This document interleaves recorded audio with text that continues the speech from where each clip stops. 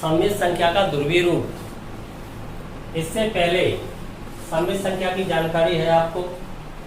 मानक रूप होता है a plus iota b।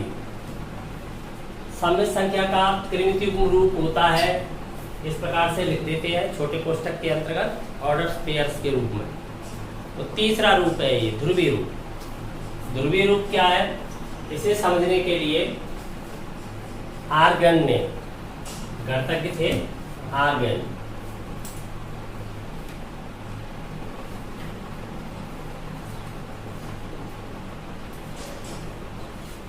Argon कहिए आप। तो आर्गन ने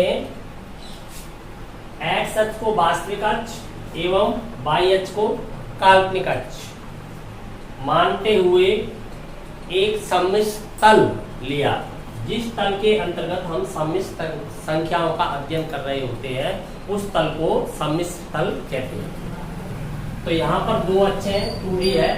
एक्स अक्ष को वास्तविक अक्ष, वाई अक्ष को काल्पनिक अक्ष माना है, परंतु हमें पता है काल्पनिक संख्या के द्वारा कोई भी दूरी तय नहीं की जा सकती है। दूरी तय करने के लिए हमें एक वास्तविक संख्या की आवश्यकता होती है। तो यहाँ पर a और b दोनों ही वास्तविक संख्या है। केवल इसका जो प्रथम घटक है वो वास्तविक अक्ष को, द्वितीय घटक काल्पनिक अक्ष को रिप्रेजेंट करेगा, अर्थात b यहाँ पर काल्पनिक संख्या नहीं है। केवल यह व्यक्त किया जा रहा है b संख्या का काल्पनिक भाग है। y अक्ष को क्या माना गया है, काल्पनिक। अब एक किरण OX के संपाती है, कोइंसिडेंट हो रही है, अर्थात OX के ऊपर है। अब वो रोटेट होती हुई या तो एंटी क्लॉकवाइज या क्लॉकवाइज किसी भी डायरेक्शन में जा सकती है। एक परिक्रमण पूरा करने के लिए उसे उन्हें उसी स्थिति में आना पड़ेगा, परंतु वो रोटेट एंटी क्लॉकवाइज हुई है अथवा क्लॉकवाइज हुई है। जैसे मान लीजिए किरण किसी P बिंदु पर पहुंच जाती है, इस प्रकार से OP दिशा में स्थित हो जाती है। तब इस पर एक P बिंदु लें, यहाँ पर P बिंदु के निर्देशांक AB है, तब मानक रूप हो जाएगा a प्लस आयोटा b। अब इसे हम ध्रुवीय रूप में लाना चाहते हैं। तो ध्रुवीय रूप क्या है, ध्रुवीय रूप वह रूप है जिसके अंतर्गत पूर्णांक और मापांक दोनों का प्रयोग किया जाता है। पूर्णांक क्या है, मापांक क्या है, दोनों को जानेंगे। मापांक आप पहले से जानते हो। मापांक इस बिंदु की मूल बिंदु से दूरी होती है। सममित तल में किसी सममित बिंदु की मूल बिंदु से दूरी उस सममित संख्या का मापांक होती है। अब पूर्णांक क्या है, इस किरण ने एक्स अक्ष के साथ कोण बनाया है, मान लीजिए अल्फा या थीटा या फाई, जो भी आप मानना चाह रहे हैं। अल्फा कोण बना लिया, तब ये अल्फा क्या कहलाएगा, इस सममित संख्या का पूर्णांक कहलाएगा। क्या कहलाएगा, पूर्णांक कहलाएगा। अल्फा एक न्यून कोण है। अल्फा और मापांक को किससे रिप्रेजेंट किया था, मॉड जेड से। यहाँ पर इसको किससे रिप्रेजेंट कर रहा हूं, आर से। आर से मापांक को रिप्रेजेंट कर दिया, पूर्णांक को आपने अल्फा से रिप्रेजेंट कर लिया। अब आर और थीटा के पदों में सममित संख्या की वैल्यू फाइंड करनी है। यही इसका ध्रुवीय रूप कहलाएगा। ध्रुवीय रूप क्यों कहते हैं इस रूप को, क्यों, कोई किरण जब रोटेट हो रही है तो किसी बिंदु के परितः होगी, अर्थात कोई स्थिर बिंदु चाहिए, एक स्थिर बिंदु की आवश्यकता होगी। वो स्थिर बिंदु कौन हो गया है, मूल बिंदु। ओ के परितः या तो क्लॉकवाइज या एंटी क्लॉकवाइज रोटेट होती है। तो वो यहाँ पर क्या कहलाता है, ध्रुव। ये ओ कहलाता है पोल, इसीलिए इस रूप को कहते हैं पोलर। यही रीजन है। तो ये पोलर फॉर्म हो गई। देखो कैसे प्राप्त करेंगे, ये बिंदु के निर्देशांक हैं। एक्स अक्ष पर हमने लंब डाल दिया P बिंदु से, तो आप देख सकते हो, मान लीजिए लंब किसी Q बिंदु पर गिर रहा है, तब OQ दूरी कितनी हो जाएगी, एक्स निर्देशांक के युगल, भुज के युगल a। P की दूरी कितनी हो जाएगी, b। क्लियर। आपको फाइंड क्या हो रहा है, r, सममित संख्या का मापांक आप फाइंड कर पाते हो। क्या होता है मापांक, आर इक्वल मॉड जेड हो जाता है वास्तविक भाग का वर्ग प्लस काल्पनिक भाग का वर्ग का वर्गमूल, योग का वर्गमूल ले लेते हो। आर आपको फाइंड हो गया। अब आप देख रहे हो राइट एंगल है, फिर कैसा है, समकोण त्रिभुज है ओ क्यू पी। इसके अंतर्गत जब आपको कर्ण फाइंड हो जाएगा तो आधार और लंब दोनों को फाइंड किया जा सकता है। किसके द्वारा? आपके पास एक सिस्टम होता है जो आप पहले से जानते हो। तो देखिए क्या फाइंड करना चाहते हैं। ए क्या बन गया है अल्फा के सापेक्ष 20, अल्फा के सामने वाला क्या बन गया है परपेंडिकुलर। ए अपॉन आर आधार बटे कर्ण क्या हो जाना चाहिए कॉस अल्फा। क्लियर? तो यहां से हमें ए की वैल्यू फाइंड होती है r cos alpha, equation first. तो नए देखिए हम बी की वैल्यू फाइंड करना चाहते हैं, लंब बटे कर्ण क्या बन गया, कर्ण की सहायता से ही तो प्राप्त करेंगे, कर्ण ही तो हमें प्राप्त हो पा रहा है, साइन ऑफ अल्फा। तो यहां से बी की वैल्यू आ जाती है आर साइन अल्फा। क्लियर? आपका सेकंड इक्वेशन हो जाता है b equal r sine alpha. अब हमें आर एवं अल्फा दोनों को फाइंड करना है। समीकरण 1 व 2 का वर्ग करके जोड़ दिया जाए तो इधर क्या प्राप्त होगा आपको, A square plus B square. Left का वर्ग लेफ्ट के वर्ग में जुड़ेगा, राइट का वर्ग राइट के वर्ग के साथ जुड़ेगा। आर स्क्वायर कॉमन आ जाएगा, उधर क्या बचेगा आपके पास cos square alpha plus sine square alpha. Clear? यहाँ से इसकी वैल्यू क्या हो जाती है 1, तो आर स्क्वायर इक्वल क्या रह जाता है A square plus B square. इससे आर की वैल्यू क्या आ जाएगी under A square plus B square. Positive value लोगे, आर मापांक के दूरी है, दूरी कभी भी ऋणात्मक नहीं हो सकती है। आप देखिए क्या वास्तव में मॉड जेड ही आर है। क्लियर? समझ में आ गया? यही है। अब हमें पूर्णांक लेना है अर्थात अल्फा का मान ज्ञात करना है। हमें ए प्राप्त हो चुका है, बी प्राप्त हो चुका है, दोनों की वैल्यू प्राप्त है। तो अब हमें क्या करना चाहिए, सेकंड डिवाइड बाई फर्स्ट। समीकरण 2 को 1 से भाग देने पर देखो क्या प्राप्त होगा, इधर हो जाएगा बी अपॉन ए, उधर आर लेफ्ट हो जाएगा साइन अपॉन कॉस, क्या बना लेगा टेन अल्फा। तो यहाँ से अल्फा की वैल्यू क्या आ जाती है tan inverse B upon A.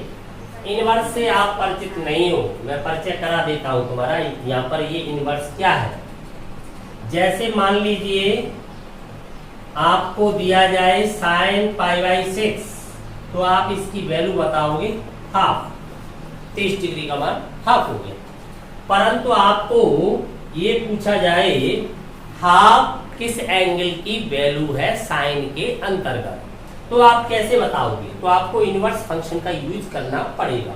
तो इसे ऐसे लिखते हैं पाई बाई 6 साइन राइट में जाएगा तो इनवर्स, अर्थात इसका प्रतिलोम फलन कहलाता है। ये प्रतिलोम संक्रिया उल्टी संक्रिया है। यहाँ कोण के द्वारा वैल्यू जब फाइंड करते हैं तब त्रिकोणमितीय अनुपात है, और जब हमें वैल्यू के द्वारा एंगल का पता करना होता है तब उनके प्रतिलोम हो जाते हैं। इन्हें कहते हैं प्रतिलोम त्रिकोणमितीय अनुपात या प्रतिलोम त्रिकोणमितीय फलन। क्लियर? जब आप समझ में आ गए तो इस रूप में आप लिख सकते हो इसे, अन्यथा आप ऐसे भी फाइंड कर लोगे tan alpha equal B upon A. तो ये ध्रुवीय रूप क्या हो जाएगा तब जेड की वैल्यू क्या हो जाएगी, जेड का मानक रूप होता है ए प्लस आयोटा बी। दोनों वैल्यू लगा दें तो जेड इक्वल ए की वैल्यू आपके पास क्या आ रही थी r cos theta, r cos theta, theta नहीं माना आपने अल्फा माना, r cos alpha plus iota r sine alpha. चाहे तो आर को कॉमन रख सकते हो तो आपके पास रहेगा cos alpha plus iota sine alpha. Clear? यही अभीष्ट ध्रुवीय रूप है। अर्थात polar representation of a complex number. सममित संख्या को आपने रिप्रेजेंट कर दिया। रिप्रेजेंट का अर्थ जानते हो, अभिव्यक्त कर दिया। किस रूप में? क्योंकि आपके पास व्यक्त तो वो पहले से ही हो रही है किसी न किसी रूप में, आपने उसको रिप्रेजेंट कर दिया, पुनः एनोदर फॉर्म में बदल दिया है। तो आपने सममित संख्या के कितने रूप जान लिए? 3। सबसे पहले कौन सा रूप देखा था? स्टैंडर्ड फॉर्म, मानक रूप। उसके बाद ऑर्डर पेयर रूप, क्रमित युग्म रूप। तो आपको पता है मानक रूप सबसे पहले आया था गणितज्ञ आयलर के द्वारा √-1 को आयटा सिंबल दिया गया। काल्पनिक संख्या आयोटा द्वारा व्यक्त की गई। तो काल्पनिक संख्याएं जब अस्तित्व में आ गई तब आयलर के द्वारा ही हमें मानक रूप फाइंड हुआ। उसके बाद हैमिल्टन ने क्या किया? ऑर्डर्स पेयर के फॉर्म में रिप्रेजेंट कर दिया। उसके बाद आर्गन ने क्या किया? पोलर फॉर्म में रिप्रेजेंट कर दिया। तो 3 रूप जान चुके हो। तीनों है तो सेम, एक ही है, केवल फॉर्म अलग अलग है, संख्या नहीं बदली है। क्लियर? तो z = r cos alpha plus iota sine alpha. यहाँ पर r क्या है? मापांक, जो आप ज्ञात कर सकते हो, आपके पास फॉर्मूला है। अल्फा क्या है? कोणांक, जो आप ज्ञात कर सकते हो, परंतु कोणांक की कुछ लिमिट होती है। प्रत्येक एंगल कोणांक नहीं हो सकता है। अब कोणांक के बारे में हमें जानना होगा कि हम कोणांक किन शर्तों के अधीन ज्ञात करते हैं। ठीक है, तो कोणांक के बारे में जानते हैं। सममित संख्या का कोणांक, सबसे पहले कोणांक के बारे में जानते हैं। कोणांक एक कोण है, परंतु प्रत्येक कोण सममित संख्या का कोणांक नहीं हो सकता है। कोणांक की निश्चित परिसीमाएं हैं। यदि कोणांक थीटा है तो थीटा की वैल्यू -पाई से बड़ी अथवा पाई से छोटी या उसके बराबर होनी चाहिए, यह कहा जा सकता है। Theta belongs to open interval -pi to close interval pi. Pi यहाँ पर सबमिट है, परंतु -पाई को इंक्लूड नहीं किया गया है। कोणांक क्या है? घुमाव को न्यूनतम रखते हुए प्राप्त कोण सममित संख्या का कोणांक कहलाता है। अर्थात यहाँ पर कोणीय विस्थापन को न्यूनतम रखा जाएगा। किरण 0 से, अर्थात x अक्ष के दाईं दिशा में x अक्ष पर संपाती है। किरण एंटी क्लॉकवाइज अथवा क्लॉकवाइज रोटेट होती हुई एक परिक्रमण पूरा करती है। इस बात का ध्यान रखा जाता है कोणीय विस्थापन न्यूनतम होना चाहिए। एक परिक्रमण के अंतर्गत न्यूनतम कोणीय विस्थापन के अंतर्गत जो कोण बनता है, घुमाव का माप ही कोण होता है। जो कोण बनेगा वो क्या कहलाएगा? सममित संख्या का कोणांक कहलाएगा। देखिए, ध्यान देंगे यहाँ पर आपकी किरण रोटेट होती हुई प्रथम चतुर्थांश में किसी P बिंदु पर आ जाती है। क्रमित युग्म के रूप में AB लिखा हुआ है। सममित संख्या का मानक रूप इससे a+i फाइंड हो जाएगा। आयलर ने काल्पनिक संख्या को आयोटा से व्यक्त करके मानक रूप प्राप्त किया a+b। उसके बाद हैमिल्टन ने क्रमित युग्म के रूप में रिप्रेजेंट कर दिया। तो आप समझ सकते हो, जिस तल के अंतर्गत सममित संख्याओं का अध्ययन किया जाता है उस तल को सम्मिश्र तल, कॉम्प्लेक्स प्लेन कहते हैं। आर्गन ने एक कॉम्प्लेक्स प्लेन लिया, सममित संख्या को पोलर फॉर्म में बदल लिया, ध्रुवीय रूप में बदला। तो उसके लिए कोणांक और मापांक की आवश्यकता हुई। मापांक आप जान चुके हो, सममित संख्या का मापांक उसकी मूल बिंदु से दूरी है जो r से रिप्रेजेंट कर दिया गया है। अब कोणांक को समझ रहे हैं। तो कोणांक क्या है? घुमाव के अंतर्गत न्यूनतम कोण, परंतु घुमाव क्लॉकवाइज भी हो अथवा एंटी क्लॉकवाइज हो। प्रथम चतुर्थांश में जब कोई बिंदु है तब न्यूनतम कोण आपका क्लॉकवाइज स्थिति से प्राप्त होगा अथवा एंटी क्लॉकवाइज से प्राप्त होगा। यदि आप एंटी क्लॉकवाइज परिक्रमण करते हुए प्रथम चतुर्थांश में आते हो तो आपके घुमाव का मान अधिक हो जाएगा। जो प्राप्त कोण है, जो किरण आपकी कोण बनाएगी, उस कोण का मान भी अधिक हो जाएगा। जबकि आप एंटी क्लॉकवाइज आते हो तब न्यूनतम हो जाएगा। क्लॉकवाइज आते हो आप दक्षिणावर्त घूमते हुए प्रथम चतुर्थांश में, तब आपके कोण का मान अधिक हो जाता है। जब आप कैसे आते हो, एंटी क्लॉकवाइज घड़ी की विपरीत दिशा में वामावर्त, तब आपका कोण न्यूनतम प्राप्त होता है। तो यहाँ पर कह दिया गया है कोण का मान क्या होना चाहिए, न्यूनतम होना चाहिए, घुमाव कम से कम होना चाहिए। उसे ही हम कोणांक के रूप में लेंगे। द्वितीय चतुर्थांश में आपका मूल बिंदु कहाँ पर है, एक्स अक्ष पर। 0 डिग्री कोण कहाँ बना रही है किरण, एक्स अक्ष के संपाती है, अर्थात यहाँ पर है एक्स अक्ष पर। यहाँ से प्रथम चतुर्थांश में आने के लिए किरण को कम रोटेट होना पड़ता है, जबकि आप क्लॉकवाइज आओगे तब अधिक रोटेट होना पड़ेगा पी बिंदु तक आने के लिए। घुमाव न्यूनतम रहना चाहिए। सेकंड क्वाड्रेंट के अंतर्गत किरण आ जाती है तब आप देखिए, मूल बिंदु से चलिए आप 0, मूल बिंदु तो यहाँ है, यहाँ तो 0 डिग्री है आपका कोण। 0 डिग्री से आपकी किरण रोटेट होती हुई Q बिंदु तक आएगी, तब उसका घुमाव इतना हो जाएगा, अर्थात कोण की वैल्यू है वो ये प्राप्त होगी। यदि आप क्लॉकवाइज आते हो तब वहीं तक जाइए तो आपके कोण का मान अधिक होगा, 180 से बड़ा हो जाएगा आपके कोण का मान माइनस में। तो आपको कौन सी डायरेक्शन से आना चाहिए, एंटी क्लॉकवाइज से। फर्स्ट में भी एंटी क्लॉकवाइज से, सेकंड में भी एंटी क्लॉकवाइज से। क्लियर, तभी कोण न्यूनतम रहेगा। अब देखते हैं थर्ड और फोर्थ की स्थिति। यदि आप थर्ड में हो, थर्ड क्वाड्रेंट में, आप इसी बिंदु से आइए। अगर आप एंटी क्लॉकवाइज डायरेक्शन का प्रयोग करते हो तो आपका घुमाव देखिए, ये चाप देखिए, आपके चाप की वैल्यू देखें, चाप का मान अधिक होगा तो कोण का मान भी अधिक होगा, चाप का मान कम होगा तो कोण का मान भी कम होगा। जितना अधिक चाप होगा कोण केंद्र पर उतना ही अधिक बनेगा। वृत्त के बड़े चाप द्वारा केंद्र पर बड़ा कोण एवं छोटे चाप द्वारा केंद्र पर छोटा कोण अंतरित होता है, जानते हो आप।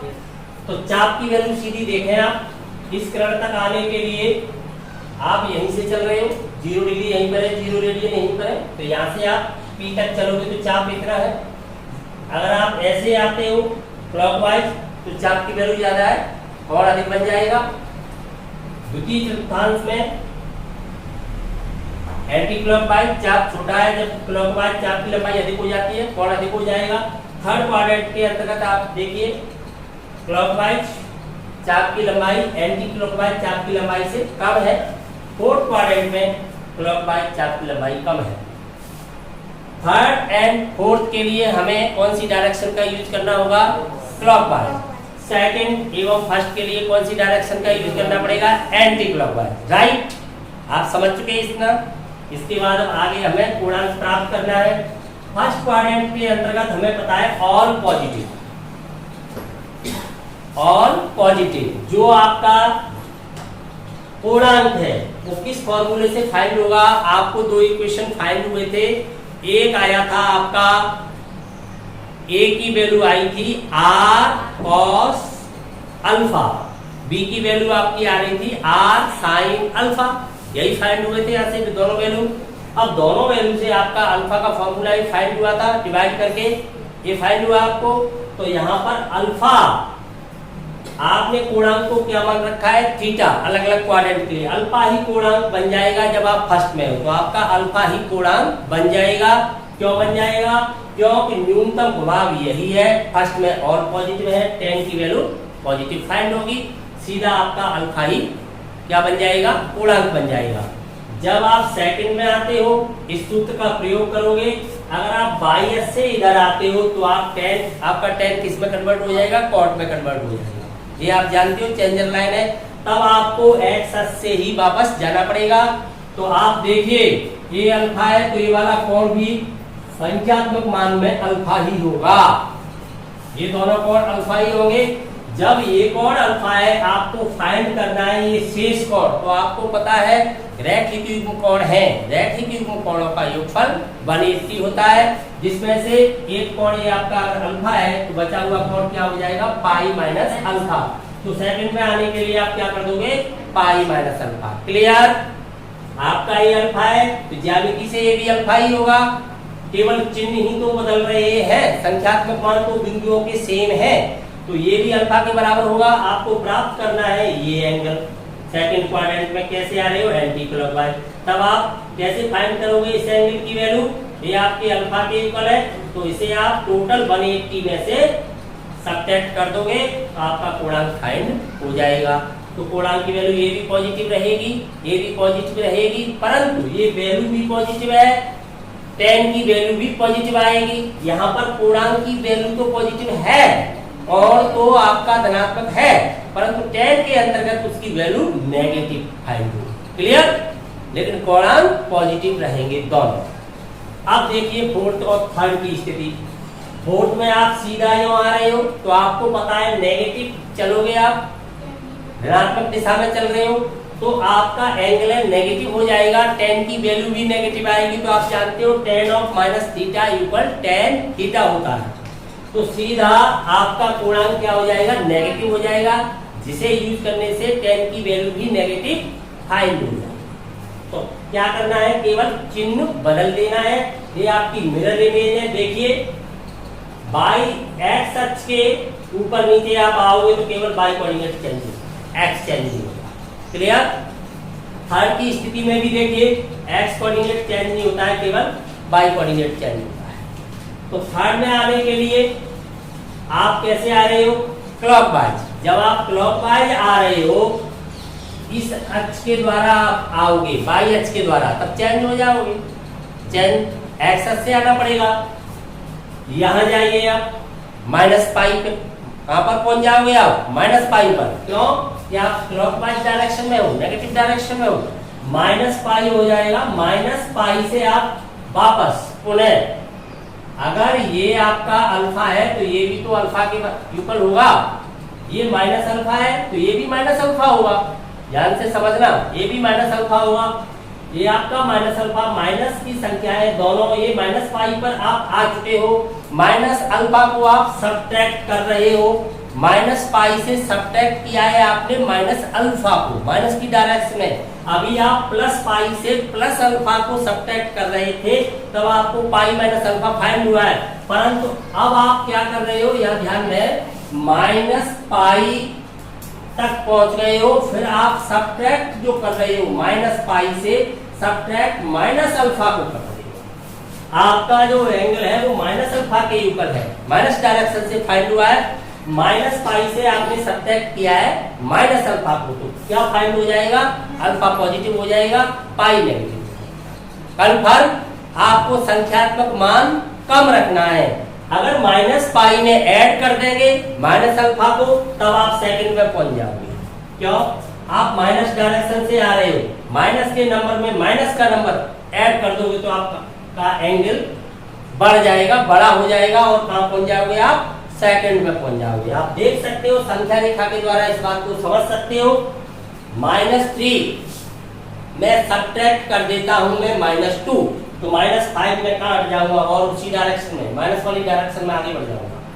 यदि में मुझे कहां आना है, आगे वापस लौटना है, वापस लौटना है तो मुझे -3 में क्या करना पड़ेगा, प्लस करना पड़ेगा, 2 को प्लस करूंगा तब मैं इस साइड आ जाऊंगा। तो आपको वापस लौटना है, तो माइनस की डायरेक्शन से प्लस की डायरेक्शन की तरफ वापस लौटने के लिए आपको क्या करना पड़ेगा, प्लस करना पड़ेगा। अगर आप माइनस कर देते हो तो उसी डायरेक्शन में और आगे चले जाओगे, तो आप सेकंड क्वाड्रेंट में पहुंच जाओगे, अर्थात माइनस पाई को भी क्रॉस कर जाओगे, माइनस पाई से भी नीचे चले जाओगे। समझ में आ गई बात?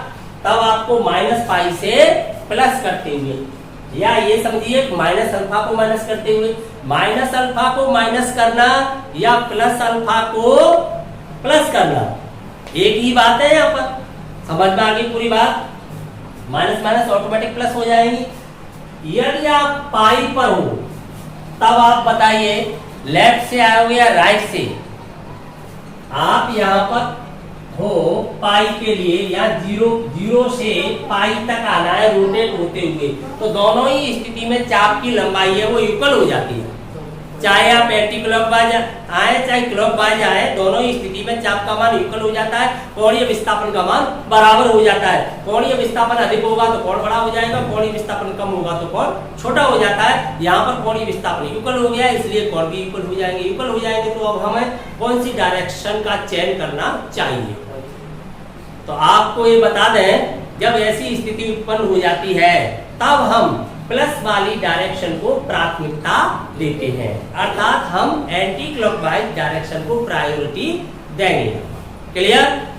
इसीलिए हमने पाई को इसमें सबमिट कर लिया है जबकि माइनस पाई को सबमिट नहीं किया है। केवल एक ही स्थिति ऐसी उत्पन्न होती है जहां पर दोनों ही दिशाओं से कोणीय विस्थापन का मान बराबर हो जाता है। समझ में आ गया? पूर्णांक क्या है?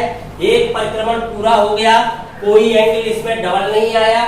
आपने जब मुख्य मान ज्ञात किए थे कहां पर, त्रिकोणमितीय फलनों के, तब आपका एक परिक्रमण 0 से 2 पाई में था, जिसमें 2 पाई सबमिट नहीं था, 0 सबमिट था। यहां पर एक परिक्रमण पूरा कर रहे हैं लेकिन दोनों डायरेक्शन का यूज करते हुए, वहां पर एक परिक्रमण पूरा किया था लेकिन एक ही डायरेक्शन का यूज करते हुए, केवल एंटी क्लॉकवाइज का यूज करते हुए, तो वैल्यू 2 पाई के पास पहुंच गई थी। यहाँ पर पाई के पास क्यों जा रहे हैं? क्योंकि दोनों डायरेक्शन का यूज कर रहे हैं, ऐसे भी आते हैं ऐसे भी आते हैं। 2 क्वाड्रेंट के लिए हम एंटी क्लॉकवाइज आ रहे हैं, जब 2 क्वाड्रेंट के लिए क्लॉकवाइज आ रहे हैं। ऐसी स्थिति में क्या होता है, यहाँ से देख भी सकते हैं, सीधा देखिए, सब कुछ छोड़ के एक ही बार में समझ लीजिए कि आप यहाँ पर खड़े हो जाइए। ऐसे मान लें आप जैसे इस बिंदु पर हो, यहाँ 0 डिग्री एंगल बना रही है, आपकी कोण एक्स अक्ष के दाईं ओर समपाती है, कोइंसिडेंट है। ये किरण रोटेट दोनों डायरेक्शन में हो सकती है, दोनों डायरेक्शन में हो सकती है। तो आप देखिए फर्स्ट में आने के लिए आप फर्स्ट कहां से पास पड़ता है आपके लिए? एंटी क्लॉकवाइज चलने से। फोर्थ भी पास पड़ता है क्लॉकवाइज चलने से। सेकंड पास पड़ेगा आपको एंटी क्लॉकवाइज चलने से। थर्ड पास पड़ेगा आपको क्लॉकवाइज चलने से। एक स्थिति ऐसी उत्पन्न हो जाएगी, पाई पर जब आप आओगे तो एक ही बिंदु पर आ जाओगे, कोइंसिडेंट हो जाओगे, फिर आप विचार करोगे ये बिंदु तो दोनों ही दिशाओं से चलने पर समान प्राप्त हो रहा है, अर्थात कोणीय विस्थापन बराबर हो रहा है। तो उस स्थिति में हम प्लस वाली डायरेक्शन को प्राथमिकता देंगे। सीधा समझ में आ गया? इस पूरे सिस्टम को तो समझ ही लोगे आप, लेकिन एक ही बार में ध्यान रखने का आसान तरीका यही है कि आप जिधर से पास हो उसी डायरेक्शन का यूज कर लो, और ये आपकी समझ में आ गया है किस प्रकार से। सबसे पहले हम क्या फाइंड कर लेंगे? अल्फा। तो यहाँ पर tan नेगेटिव पॉजिटिव, ये आपको बिल्कुल ध्यान में रखना ही नहीं है। नेगेटिव पॉजिटिव आपने क्या डाल रखा है यहाँ पर? मॉड डालने से पॉजिटिव हो जाएगा, हमेशा पॉजिटिव हो जाएगा मान, तो फर्स्ट क्वाड्रेंट का न्यून कोण बन जाएगा। न्यून कोण बन जाएगा तो आपको अल्फा ही फाइंड होगा। अल्फा ही आप फाइंड कर सकते हो, क्योंकि हमें केवल 90 डिग्री अर्थात प्रथम चतुर्थांश की वैल्यू ही फाइंड होती है, उन्हीं को हम जानते हैं। तो हम क्या फाइंड करेंगे? सबसे पहले अल्फा। अब अल्फा से हम पूर्णांक निर्धारित कर देंगे। यदि हमारा प्रथम चतुर्थांश में है बिंदु, अर्थात सम्मिश्र संख्या प्रथम चतुर्थांश की है, तो अल्फा ही क्या बन जाएगा? पूर्णांक को थीटा माना है तो वही थीटा बन जाएगा। यदि द्वितीय चतुर्थांश में है अपनी संख्या, तब पाई माइनस अल्फा कर दिया जाएगा पूर्णांक ज्ञात करने के लिए। अगर थर्ड में है तो माइनस पाई प्लस अल्फा से पूर्णांक ज्ञात कर लिया जाएगा। यदि फोर्थ में है तो उसका ऋणात्मक कर लिया जाएगा, माइनस अल्फा कर लिया जाएगा। तो एट लास्ट यही समझे हम अल्फा ही फाइंड किया करेंगे। मॉड डाल दिया, सीधा अल्फा फाइंड हो जाएगा। अब विचार कीजिए, आपसे क्वेश्चन किया जाए क्या 0 का पूर्णांक परिभाषित है? सम्मिश्र संख्या है 0 भी, 0 को भी हम 0 + 0 आयोटा के रूप में व्यक्त कर सकते हैं। क्यों नहीं? क्योंकि उस स्थिति में a और b दोनों 0 हो जाएंगे। 0/0 इनडिटरमिनेट फॉर्म, अनिर्धारित रूप प्राप्त हो जाएगा, जिसका मान निर्धारित नहीं किया जा सकता है। कन्फर्म? कोई शक? पूर्णांक समझ में आ गया पूरी तरह से? मापांक आप जानते ही हो, ध्रुवीय रूप आपको समझा ही दिया गया है, थ्योरी आपकी कंप्लीट हो जाती है। क्लियर?